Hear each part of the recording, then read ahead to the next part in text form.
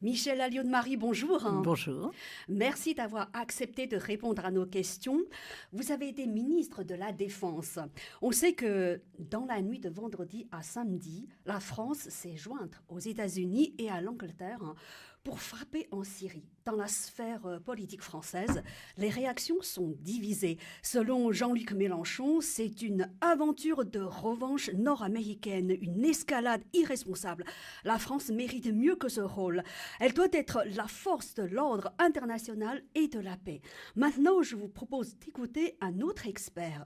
Il s'agit de Caroline Galateros, docteur en sciences politiques et colonel au sein de la réserve opérationnelle des armées. Elle est sur RMC.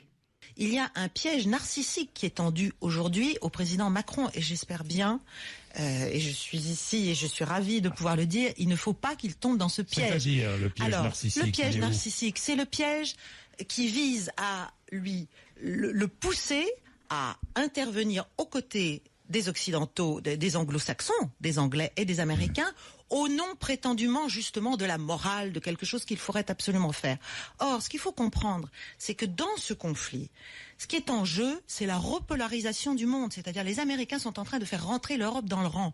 Et Emmanuel Macron, de ce point de vue-là, est, depuis ses premiers pas qui ont été extrêmement habiles, intelligents, intéressants et novateurs et pragmatiques, il a reçu Donald Trump, il a reçu Vladimir Poutine, il est allé voir Xi Jinping et il a montré qu'il y était possible pour la France et pour l'Europe, dont il entend prendre un leadership, d'avoir une position un peu plus autonome. Ça, c'est juste insupportable aux oreilles de Washington.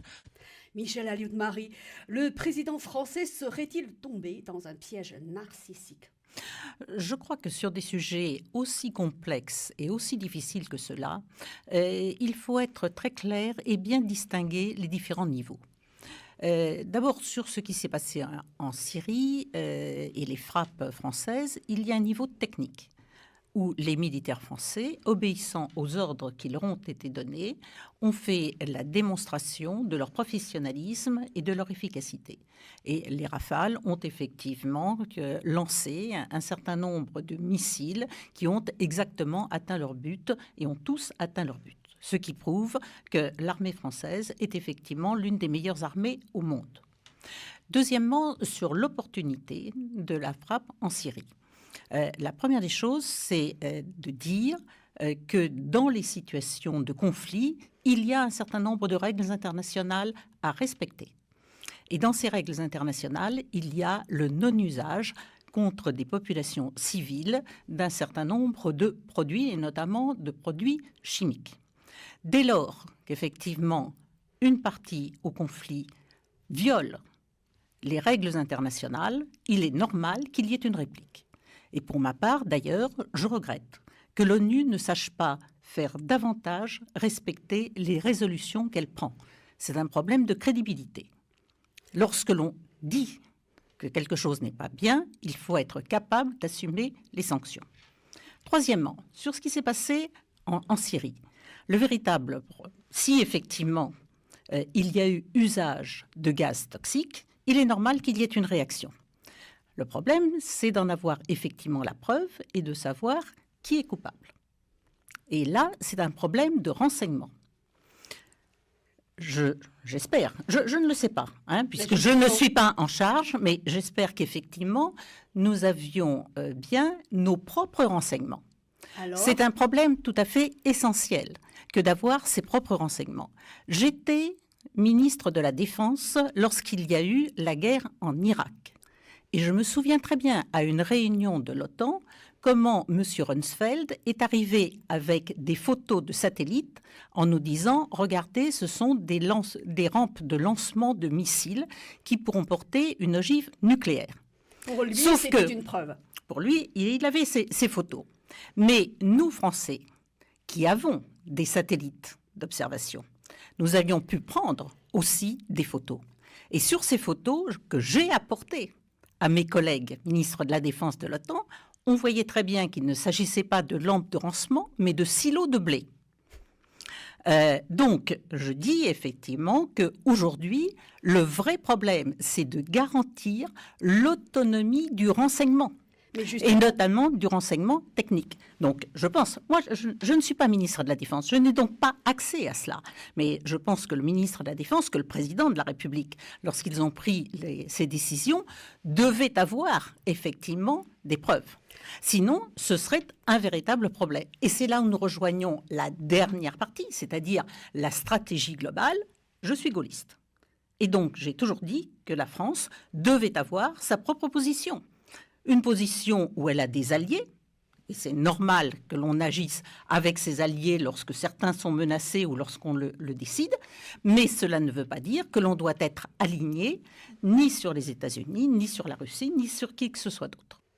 maintenant, on va changer de sujet. C'est aussi un sujet d'actualité. Donald Trump a déclenché la guerre commerciale entre la Chine et les États-Unis.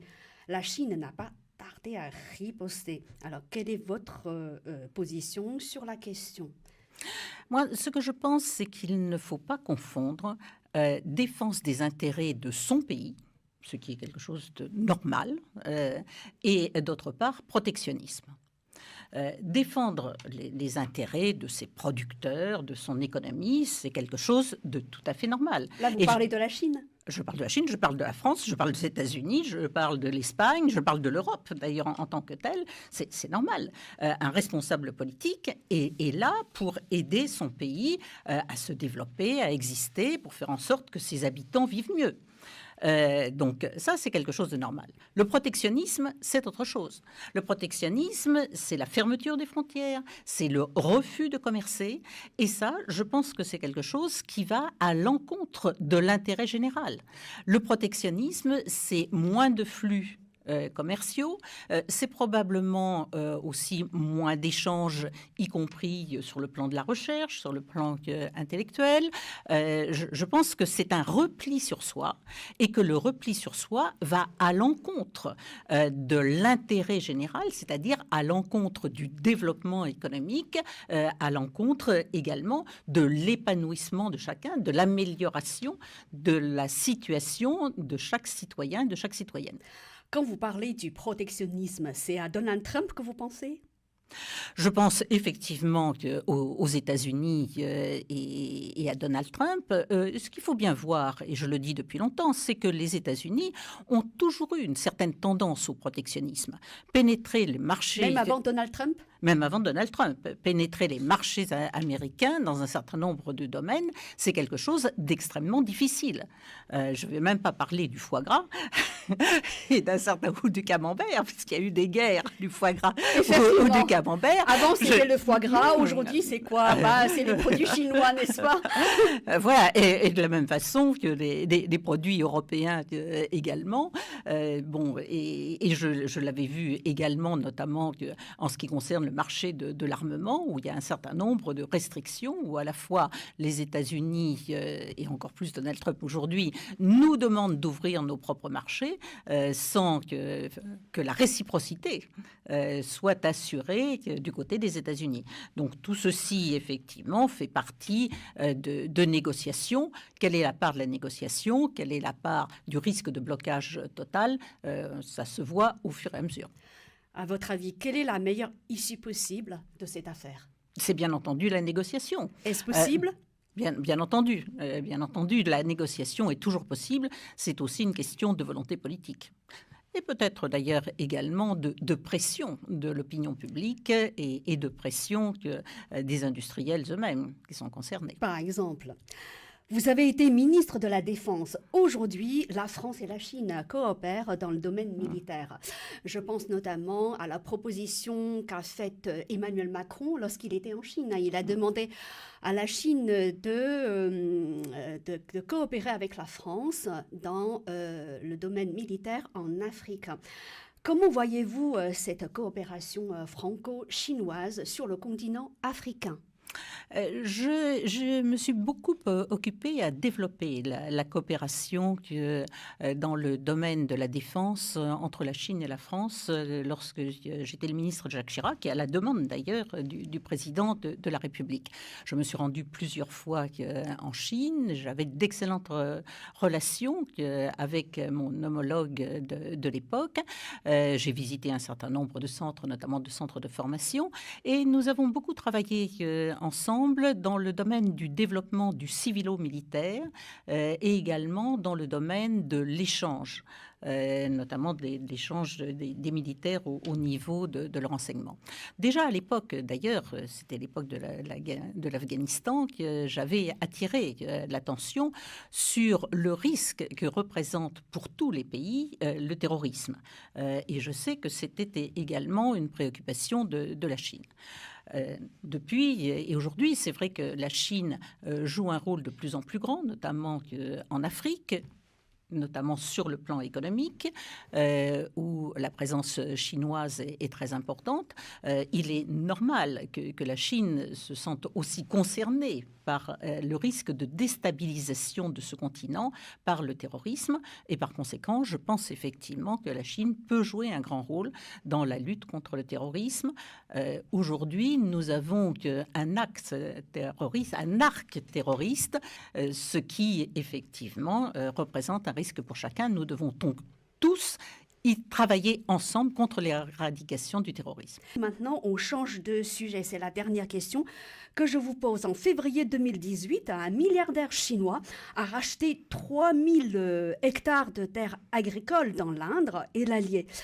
Son but est d'ouvrir 1500 boulangeries en Chine et de faire de la Chine un marché pour le pain à la française. Or, à peu près au même moment, le président français a annoncé la mise en place de verrous réglementaires sur les rachats de terres agricoles par des étrangers en France. On pense que cette mise en garde vise notamment la Chine. Alors, votre position là-dessus ? Je ne pense pas que cette mise en garde vise simplement que la Chine, parce qu'il y a de nombreuses tentatives de rachat. Ce qu'il faut bien comprendre, c'est qu'en France, comme probablement en Chine, la terre, ce n'est pas simplement un problème économique. C'est un problème patrimonial, c'est un problème culturel. Il y a un attachement très profond de chaque Français à la terre. La terre, elle incarne la nation française. Et donc, un achat par un étranger d'une partie de la terre, c'est finalement comme si on prenait une part de son identité à chaque Français. Il faut donc d'abord bien comprendre ça. Deuxièmement, c'est vrai aussi que en France comme en Chine, on est parfaitement conscient que l'alimentation va être un des grands enjeux des 50 ans qui viennent, avec l'augmentation de la population mondiale et le rétrécissement des terres cultivables. Il va falloir nourrir cette population. Il y a de moins en moins de pays qui pourront nourrir la population, la leur, mais d'une façon générale, la population mondiale. Et donc, détenir les moyens de production agricole, c'est quelque chose d'important pour l'économie, pour la souveraineté et même pour la politique étrangère d'un pays. D'ailleurs, dans notre pays, pour garantir l'étendue des terres agricoles, nous avons déjà des mesures qui visent aussi les Français. Nous avons des procédures à travers les SAFER qui font en sorte qu'on ne puisse pas utiliser comme ça des terres agricoles, par exemple, pour construire des maisons. On veut garder cela. Et donc, c'est dans cet état d'esprit, effectivement, que des décisions vont être prises pour permettre de garder ce patrimoine alimentaire qui fait partie de la France. Et surtout pour éviter que l'on puisse détourner un certain nombre de procédures, parce qu'il y a des procédures de protection, je viens de vous le dire, mais parfois ces procédures peuvent être également détournées. Vous voulez dire par là que les Chinois peuvent continuer d'acheter des terres agricoles françaises, mais à condition que cela se passe dans un cadre juridique bien défini. Absolument. C'est exactement cela. Je sais d'ailleurs que les Chinois achètent beaucoup de terres dans le monde et notamment en Afrique. Merci Madame la Ministre.